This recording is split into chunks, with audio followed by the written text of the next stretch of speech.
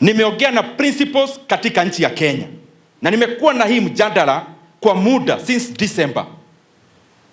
Serikali wakajigamba December, wakasema capitation Kenya ni 22,000. Capitation huwa inatumwa tamu ikianza. Ile wametuma katika mashule zetu mpaka ya kumalizia second term, it is only 11,000 Kenya shillings. I want those people in government to come in the open. Waacha kujificha. Waambie wa Kenya wameshindwa na masomo bila malipo ya President Mwai Kibaki. Na kama wameshindwa na hiyo masomo ya kusomesha watu wa Kenya, wasigojee hata elections ya next year. Wasichezee elimu ya Wakenya.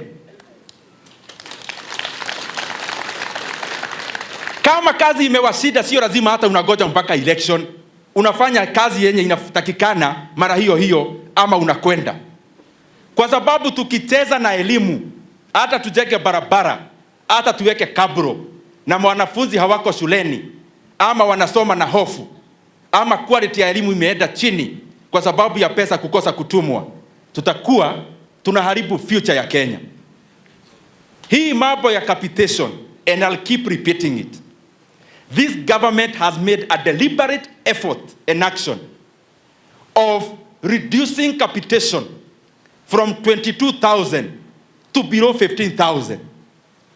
Na mimi nawaeleza, ukiwa serikalini, kazi sio kuja kuexplain, usijibu Dede Nyoro, nijibu kwa kutuma pesa katika mashule zetu kesho. When you are in government, you no longer have the luxury of promising. You have the luxury of doing what you promised.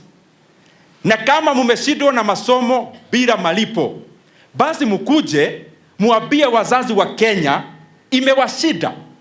Because we come, watu wa serikali wanachukua microphone, wanasema capitation ni 22,000.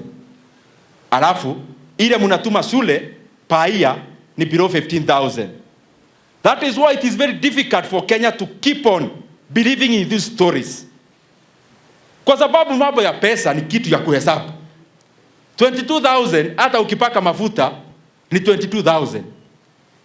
15,000 is 15,000. Hata ukipaka mafuta ya yellow ama mafuta ya red itabaki hivyo.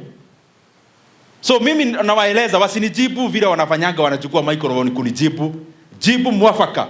Tumeni pesa katika mashule kesho.